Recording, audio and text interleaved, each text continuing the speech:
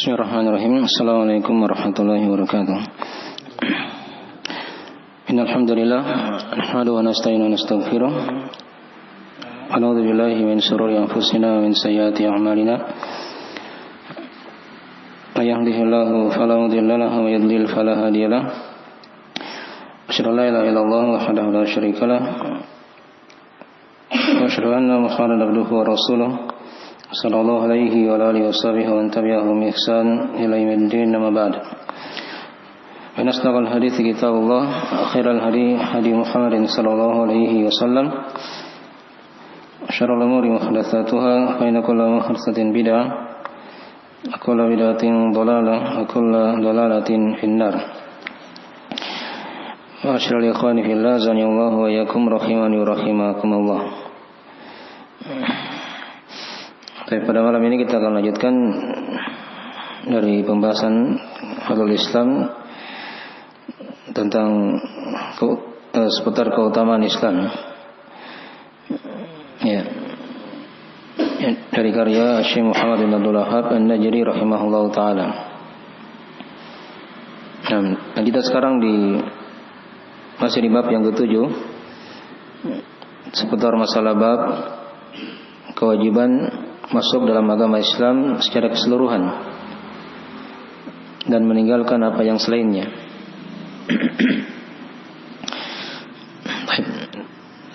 Ya, dan ini dari sesi yang terakhir nanti atau hadis yang terakhir sini yang akan diterangkan oleh penulis. Dua hadis terakhir seputar keutamaan atau seputar bab yang kita bahas ini ya.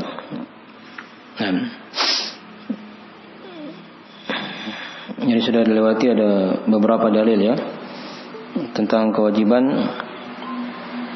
masuk Islam secara keseluruhan. Ya.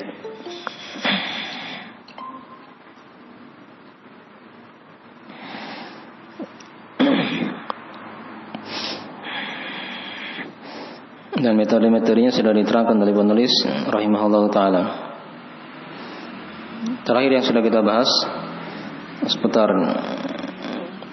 kewajiban untuk masuk Islam secara keseluruhan dengan cara mengikuti jalan Rasulullah sallallahu alaihi wasallam dan para sahabat. Ya. Dan meninggalkan dari perpecahan. Yang sudah kita kaji ya di hadis Abdullah bin Amr bin As. Ya. Dari riwayat Imam At-Tirmidzi. Nabi kan kabarkan situ bahwasanya Bani Israel telah terpecah menjadi 72 golongan. Ya, itu orang-orang Nasara ya. Dan sebelumnya orang-orang Yahudi juga sudah terpecah menjadi 71 golongan. Dan umatku kata Nabi itu akan terpecah menjadi 73 golongan. Nah, lebih banyak daripada Bani Israel. Seluruhnya dalam neraka kecuali satu. Ya, sahabat tanya di situ, siapakah mereka ya Rasulullah? Kata Nabi, ma ana alaihi wa ashabi.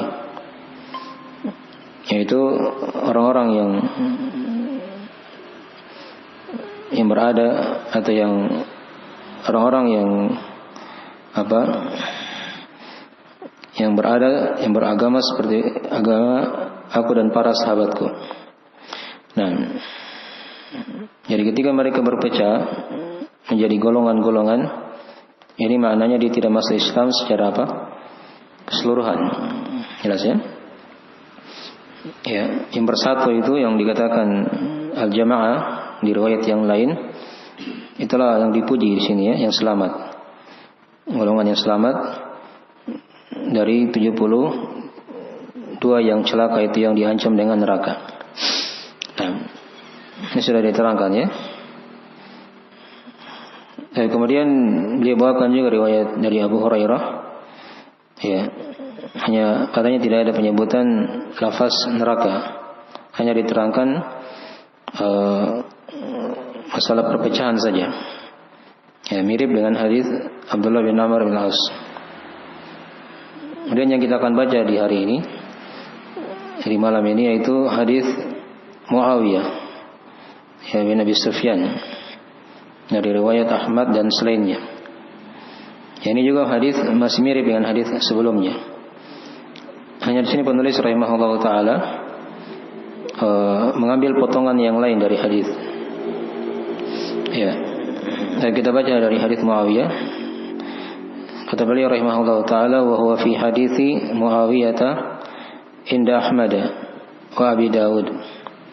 Wa fihi wa annahu sayakhruju min ummati qaumun tajara bihim tilkal ahwa kama yatajara al-kalabu bi sahibihi la yabqa minhu irqun wala mafsilun illa dakhalahu.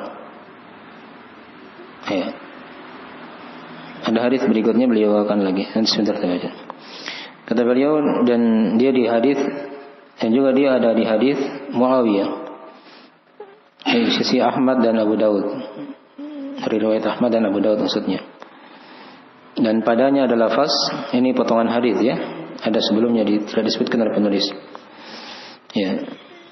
Wa annahu sayakhruju min ummati qaumun, sungguhnya akan keluar dari umatku suatu kaum, tajara bihim tilkal ahwa, di mana hawa-hawa nafsu itu akan menjangkiti mereka, kama yatajarul kalabu bi sahibihi. Ya, di sebagian riwayat yang lain dikatakan li sahibihi, sebagaimana penyakit anjing gila yang menjangkiti mereka. La yabqa minhu irqun wala mafsilun illa dakhalahu. Ya, yang tidak tersisa urat darinya dan tidak pula persendian kecuali akan memasukinya. Ini dari dahsyatnya penyakit hawa nafsu. Ya, baik. Jadi hadis ini ada lafaz sebelumnya kita bacakan ya, supaya nyambung dari pembahasan yang kita kaji ini. Baik.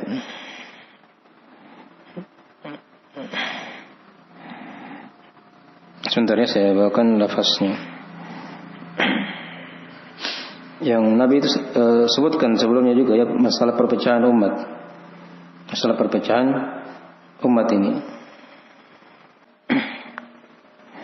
Tapi dikatakan di sini, kalau kita baca hadis lengkapnya dari hadis Muawiyah ini, ya, ala inna man qablakum min ahlil kitabi iftaraku ala 72 millah wa inna hadhihi al-millah sataftariku ala 73 thintani wa sab'una fin nar wa wahidatun fil jannah wa hiya al-jamaah. Itu lafaz sebelumnya ya. Kata Nabi, ketahuilah sungguhnya orang-orang sebelum kalian dari ahli kitab itu telah terpecah menjadi 72 golongan. Sini yang lafaz agama ya, millah. Dan pada millah ini maksudnya umat Islam itu akan terpecah menjadi 73. 72 dalam neraka dan 1 dalam surga. Wahia al-jamaah. Nabi terangkan di sini. Yang selamat itu adalah al-jamaah. Kalau tadi yang kita baca lafaznya ma'ana alaihi wa ashabi. Yang di sini diberikan dengan lafaz, dibawakan dengan lafaz al-jamaah. Jadi ini tidak berentangan ya. Sudah kita terangkan apa itu makna al-jamaah. Itu mereka yang bersatu di atas Al-Quran dan Sunnah. Ini dipahami oleh para sahabat, tabi'in, ya, tabi'in serta orang yang mengikuti mereka dengan baik. Atau yang mereka yang bersatu di bawah pemerintahan Muslim yang syah, ya, tidak membuat partai-partai dalam negara. Nah, inilah yang dikatakan al-jamaah, golongan yang selamat. Ya. Nah, setelah itu Nabi terangkan hadis yang tadi itu. Wa innahu sayakhruju min ummati aqwamun. Tadi yang sudah kita baca sampai akhir hadis. Nanti akan keluar di umatku ini kaum-kaum yang terjangkit tadi penyakit hawa nafsu. Nabi terangkan di situ dari penggambarannya. Ya. sebagaimana penyakit anjing gila yang menjangkiti orang yang terkena penyakit itu ya. Tidak tersisa lagi urat persendian kecuali akan dimasuki oleh penyakit itu. Ya, sekarang antum lihat ya, orang-orang yang dijangkiti oleh penyakit anjing gila itu kan. Ya. Itu seperti orang gila memang. Karena memang penyakitnya namanya seperti itu. Di orang Arab juga ditahu penyakit itu ya. Dikatakan penyakit al-kalab. Jadi fathah lamnya ya. Kalau anjing kan apa bahasa Arabnya anjing? Kalbun. Kalau penyakit anjing gila namanya kalabun. Gitu ya, kalabun di fathah semua. Kalabun. Itu penyakit anjing gila. Jadi jangan sampai untuk salah baca ya. Kalau kalbun anjingnya, kalau kalabun itu penyakitnya. Penyakit anjing gila itu yang kita sudah maklumi. Baik. Dari sini diterangkan ya. Hadis ini dari riwayat Ahmad dan Abu Daud. Hadisnya hasan ya, dihasankan oleh Syekh Al-Albani rahimahullah taala dalam Sunan atau Sahih Sunan Abi Daud. Baik. Ya. Jadi di sini penulis rahimahullah taala membawakan hadis ini maksudnya masih menjelaskan ya tentang pembahasan kewajiban masuk dalam agama Islam secara keseluruhan. Ya. Dari sisi orang-orang yang mengikuti hawa nafsu, ya, itu maknanya mereka tidak masuk Islam secara keseluruhan. Ya, yang masih mendahulukan hawa nafsunya daripada dari Al-Quran atau hadis. Ya. Ini mirip ya dengan hadis sebelumnya. Hanya kan di sini dibawakan dengan lafaz yang lain. Ya, jadi ahlul bid'ah itu kan mereka dikatakan nama lainnya ahlul ahwa. Ya. Orang-orang yang mengikuti hawa nafsu. Ya. Coba kita lihat mereka keadaannya ya. Kalau kita bacakan ayat, bacakan hadis, itu mereka tidak langsung terima. Dipikir dulu, cocok tidak dengan hawa nafsunya misalnya kan? Ya, seperti anggaplah orang-orang Hizbut Tahrir itu kan, orang-orang Mu'tazilah gaya baru di masa kini. Itu kan mereka menolak hadis tentang siksa kubur. Katanya hadisnya hadis ahad, hanya satu. Ya, karena di pikiran mereka tidak masuk akal. Ada orang di kuburan disiksa begitu ya oleh malaikat. Ya, sehingga mereka tidak terima hadis itu. Dan padahal hadis kalau sudah sahih, apakah di hadis ahad atau hadis yang mutawatir yang banyak jalannya, diterima. Karena itu dari Nabi sallallahu alaihi wasallam. Ya, sepanjang hadisnya sahih, diterima, diyakini, diamalkan. Nah, tapi mereka tidak. Karena tidak masuk di akalnya, lebih mendahulukan hawa nafsunya.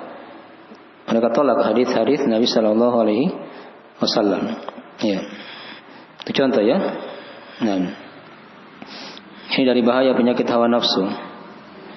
Ya. Jadi apapun yang mereka bahas, mau pembahasan apa saja, itu pasti yang mendominasi hawa nafsu. Coba perhatikan dari ceramah-ceramah mereka itu, khutbah-khutbah mereka. Ya. Masalah apa saja yang dibahas, pasti ujung-ujungnya mencela pemerintah. Itu aja. Mau bahas masalah ekonomi, mau bahas masalah politik yang mereka sering-sering bahas ya. Mau bahas masalah ibadah kalau mereka juga paham ibadah. Masalah taharah atau masalah salat atau masalah zakat atau masalah puasa, pasti ujung-ujungnya seperti itu. Ya, mencela pemerintah. Ya. Apapun yang naik pemerintah itu, siapapun yang naik, mau ganti presiden si A, ganti lagi oleh si B, tetap sama saja begitu modelnya. Itu karena hawa nafsu sudah mendominasi. Jadi apapun yang dia bahas, selalu arahnya ke situ aja. Ya, mencerca dan menjelekkan pemerintah di depan umum. Ya, itu contoh ya. Itu satu contoh, baru satu contoh ya, satu golongan seperti ini. Ya, ada lagi golongan-golongan yang lain, mungkin modelnya lain lagi.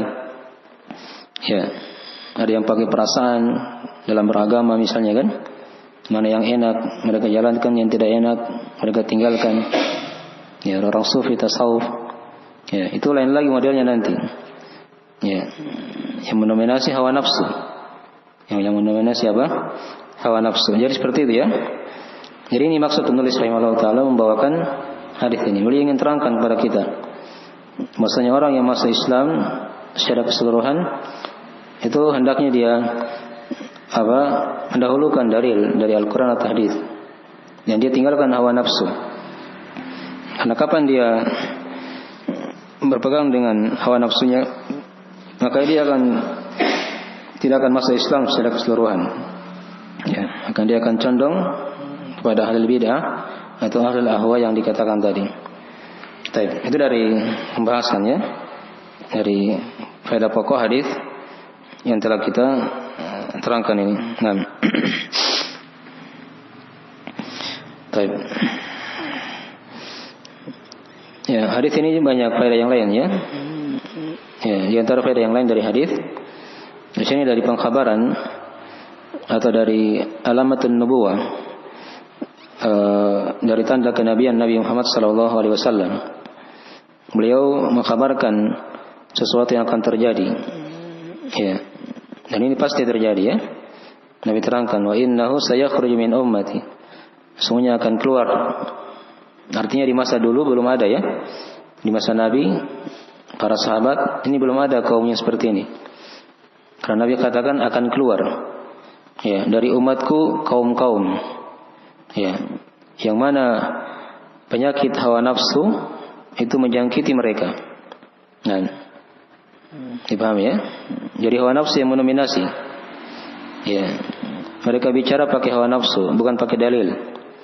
Ya, bukan pakai dalil. Itu yang tampak kadang kita lihat orang ceramah ya. Kadang khutbah Jumat, mungkin ayat dia baca hanya 1-2 saja dia baca ayat. Ya, yang lainnya putar-putar aja, putar-putar. Kayak orang cerita begitu. Itu pun ayat yang dia baca kadang tidak diterangkan bagus juga dari penafsirannya misalnya, atau hadis yang dia baca misalnya. Ya, itu bukan ciri ya seorang yang berada di atas agama yang benar. Nah, baik. Jadi seperti ini ya diterangkan. Nah, jadi hadis ini dari faedah tambahannya diterangkan kepada kita dari alamat kenabian Nabi kita Nabi Muhammad sallallahu alaihi wasallam. Karena beliau bisa mengkhabarkan apa yang akan terjadi di akhir zaman, ya di akhir zaman. Dan itu akan terjadi dan sudah kita lihat pada hari ini ya. Orang-orang yang bicara lebih mendahulukan hawa nafsunya daripada ayat atau hadis. Nah, kemudian dari sini juga diterangkan kepada kita, maksudnya orang-orang yang seperti ini, ya yang dikhabarkan tadi itu yang keluar dari dikatakan tidak masuk Islam secara keseluruhan. Nah, karena mereka mendahulukan hawa nafsu. Ini dari umat Nabi Muhammad sallallahu alaihi wasallam. Artinya mereka masih muslim. Mereka masih Muslim. Jadi sepanjang tidak batal keislamannya, mereka tetap dikatakan kaum muslim atau kaum muslimin. Ya, karena dikatakan tadi min ummati, dari umatku. Kemudian dari sini juga diterangkan kepada kita dari bahaya mengikuti hawa nafsu. Ini ada tambahan lagi yang ketiga ya. Dari bahaya mengikuti hawa nafsu atau mendahulukan hawa nafsu.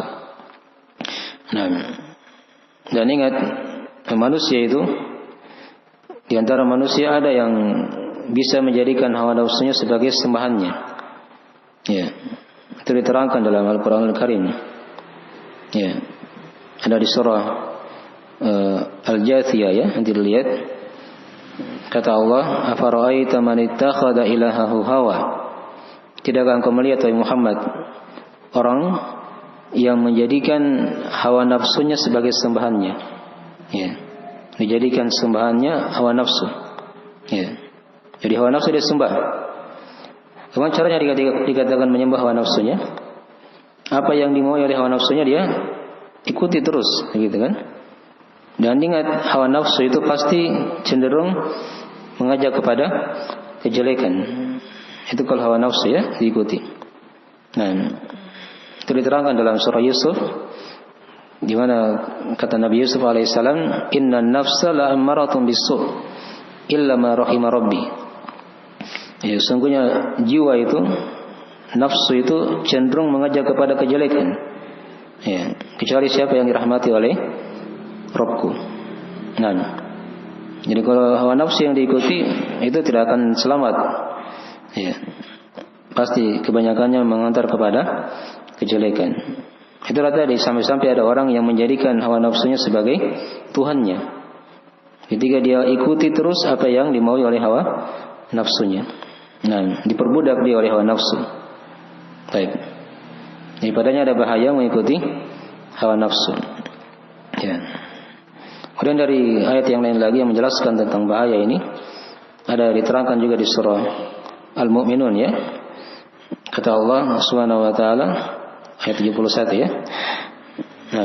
Walau ittaba'al haqqu ahwa'ahum lafasadatis samawati wal ardu wa man fihin. Kata Allah, seandainya ya kebenaran itu mengikuti hawa nafsu, ya. Perhatikan ya bahasa ayat. Walau ittaba'al haqqu ahwa'ahum. Seandainya kebenaran ini mengikuti hawa-hawa nafsu mereka, maka lafasadatis samawati wal ardu wa man fihin. Maka akan rusak langit-langit dan bumi serta apa yang ada padanya begitu. Ya. Ini yang dikata ya kebenaran.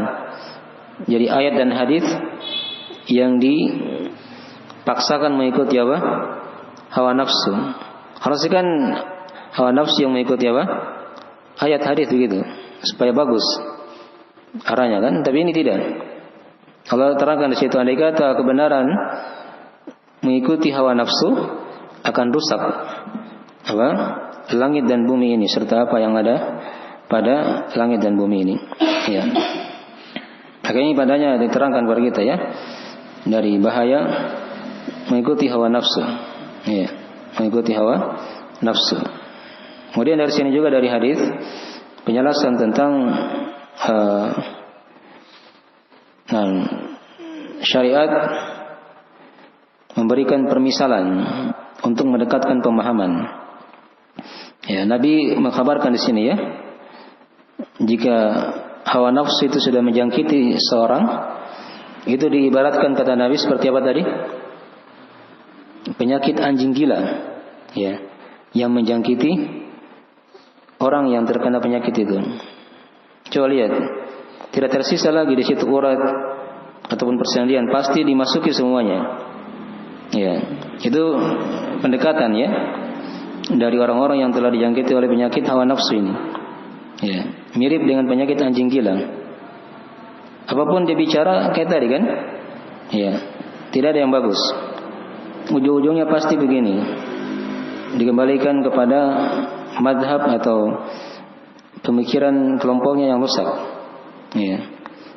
Kalau orang-orang Khawarij yang suka mengkafirkan pemerintah seperti itu, mau bahas apa saja, ujungnya pasti itu, gitu kan? Nah, ya, paham ya seperti itu. Jadi arahnya seperti itu. Ya, itu terlihat ya dari pembahasan-pembahasan mereka. Nah, baik. Jadi ini dari penjelasan tadi ya, bolehnya memberikan permisalan untuk mendekatkan apa? Pemahaman. Ya, untuk mendekatkan apa? Pemahaman. Baik. Ya, jadi dari hadis yang menjelaskan sebagai tambahan dari hadis yang sebelumnya ya. Ya. Maksudnya kesimpulan dalam masalah ini, seorang ketika dia ingin bagus Islamnya, ya, dalam beragama, itu hendaknya dia mengikuti tuntunan Rasulullah SAW, jalan Rasulullah dan para sahabat, yang dia tinggalkan dari kelompok-kelompok ya, yang mengikuti hawa nafsu tadi itu. Nah, karena itu bukan dari bentuk agama yang diridhai oleh Allah Subhanahu wa taala. Tapi ingat tadi ya, mereka masih dihukumi ummati. Hanya jalannya apa? Salah. Diancam dengan neraka pada hari kiamat nanti. Baik. Berikutnya beliau bawakan di sini hadis yang terakhir. Ini hadis sudah kita baca ya di bab yang kedua dulu. Kata beliau, wa taqaddama qauluhu wa mubtaghi atau wa mubtaghin fil islami sunnatul jahiliyah. Ya. Dan telah berlalu dari sabda beliau SAW, yaitu orang yang mencari dalam Islam sunnah jahiliyah. Ini hadis riwayat Al-Bukhari ya, riwayat Al-Bukhari dari Ibnu Abbas radhiyallahu taala anhuma. Ini Nabi telah terangkan ya, atau Syekh sudah bawakan hadis ini maksudnya di bab yang kedua tentang 3 orang yang paling dibenci oleh Allah Subhanahu wa taala itu. Di antaranya ini, itu orang-orang yang sengaja mencari dalam Islam sunnah jahiliyah.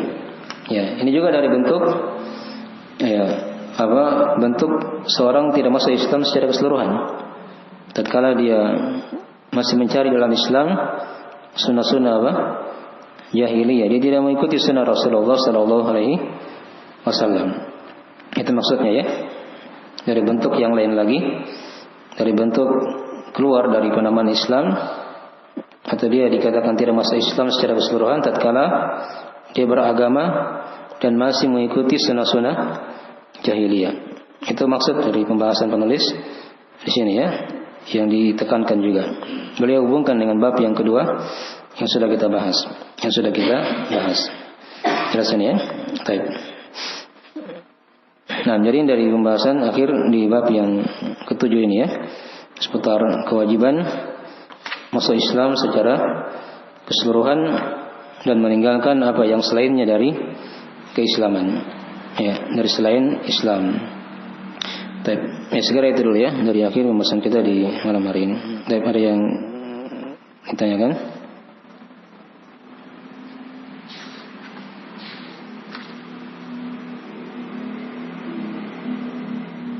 Silakan. Apa itu?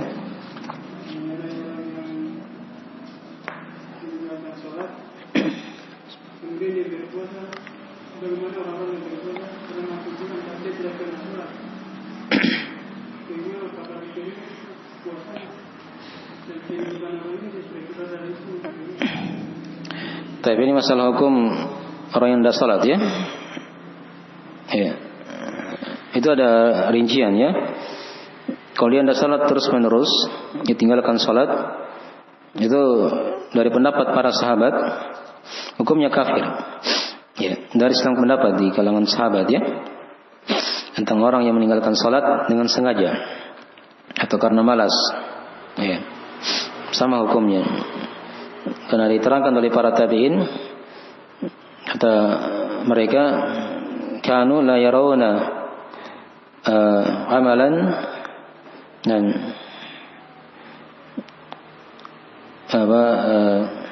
la yatrukuhu kufrun illa shalah.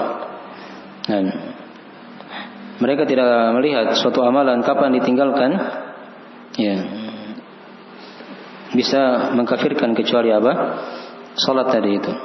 Nah, jadi di sisi para sahabat ya, amalan itu kan banyak ya, itu telah malum ya, banyak amalan dalam agama ini. Nah, di sisi para sahabat mereka sepakat di situ. Ada satu amalan kapan dia ditinggalkan itu bisa mengkafirkan.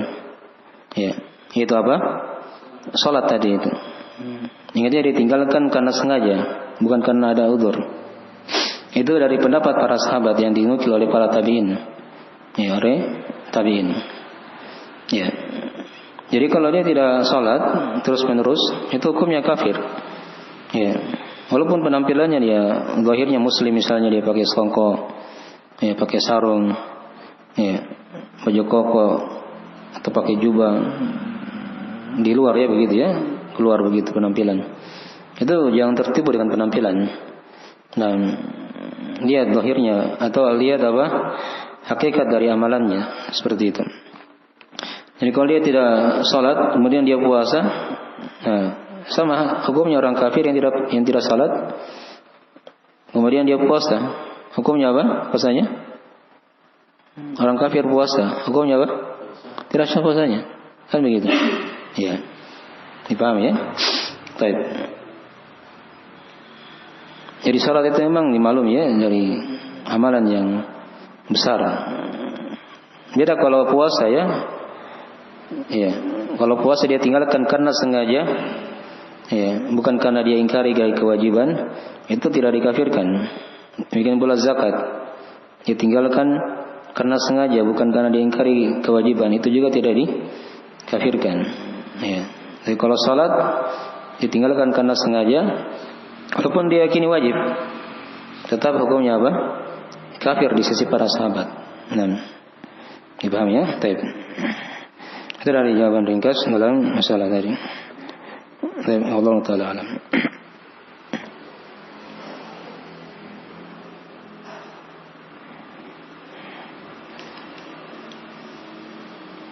Ya, di masa-masa fitnah ini antum jangan tertipu dengan penampilan zahir orang ya. Ya.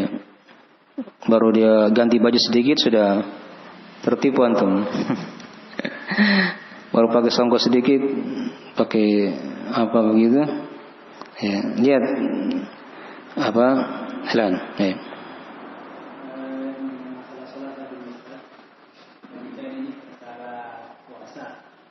Bagaimana kalau misalnya dalam pernikahan suaminya tidak sholat, demikian pula sebaliknya, apakah pernikahan itu bagaimana dihukum? Itu kembali nanti di KUA ya, mereka yang hukumi nanti, bukan kita. Masalah-masalah berkaitan dengan nikah, dengan talak, itu bukan hanya hukum murni kita terangkan di sini ya, tapi itu berkaitan juga dengan pemerintah nanti. Ya, baik. Nanti ditimbang di sana ya, mereka yang hukumi, karena mereka kan yang kasih nikah, bukan kita, gitu kan? Mereka nanti yang kasih nikah. Jadi kalau misalnya mau menikah dan keadaan kayak tadi modelnya harusnya dikonsultasikan dulu ke KUA ya, supaya mereka nanti yang jalankan itu apa namanya hukum tadi itu ya. Baik. Ini juga kadang sering ditanyakan ya, masalah-masalah perceraian, masalah-masalah talak, itu bukan murni dari pembahasan yang kita jawab langsung. Ya. Kadang hanya satu orang yang bertanya dari pihak laki-laki. Dari pihak perempuan tidak kita dengar apa jawabannya misalnya kan? Seorang jangan diberi jawaban di situ. Harusnya itu dihadirkan dua-duanya. Ya. Supaya jelas masalahnya kan? Nah, itu kalau yang modelnya kayak gitu itu harus dikembalikan di KUA. Ya. Diperhadapkan dua-duanya, ditanya baik-baik. Yang sampai ada yang bohong, gitu kan? Jadi tidak mesti kita langsung jawab. Ya, dipahami ya? Kayak tadi.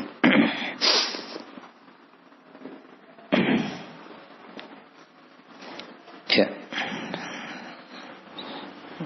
Ya, sekarang mungkin sudah masuk waktu. Atau mau ditambah materinya?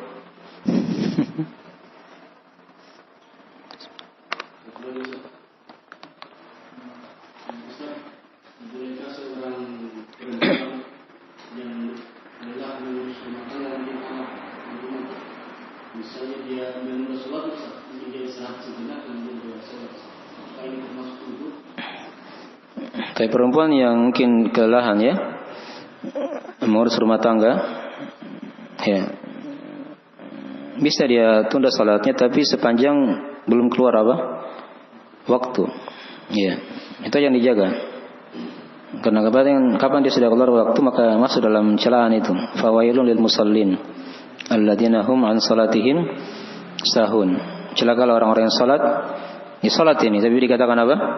Celaka. Nah, itu di antara maknanya. Ketika dia salat sudah di luar waktu. Jadi dia selesaikan dulu dari pekerjaan tadi itu semampunya yang bisa diselesaikan. Ya, walaupun tidak selesai semua ya, yang bisa diselesaikan dulu yang penting-penting. Ya, baru dia salat. Nah, mungkin bukan di awal waktu. Ya, tidak ada masalah. Yang penting jangan sampai dia keluar waktunya. Itu yang dijaga dalam masalah ini. Sambil dia berusaha juga ya. Itu tadi batas, maksudnya kadar bolehnya begitu ya. Tapi kalau mau ingin lebih utama, dia atur waktu gitu kan. Dia perhatikan sebelum waktu salat masuk, dia berusaha begitu. selesaikan apa yang bisa diselesaikan dari hal yang terpenting, sehingga pas waktu sholat sudah masuk, dia sudah siap untuk sholat di situ. Dipaham ya? Jadi dikembalikan saja pada pengaturan waktu sebenarnya. Pada pengaturan apa? Waktu. Tadi itu kondisinya kalau memang terjadi begitu, dalam keadaan dia tidak bisa lagi mengaturnya atau dia belum di luar kemampuannya seperti tadi ya, maka boleh dia selesaikan, tapi sepanjang jangan dia keluarkan apa dari waktunya. Segera itu dari akhir pembahasan kita ya di malam hari ini. Bila kurang mohon dimaafkan. Kita akhiri dengan doa subhanakallahumma hamdik asyhadu an la ilaha illa anta astaghfiruka wa atubu ilaik. Assalamualaikum warahmatullahi wabarakatuh.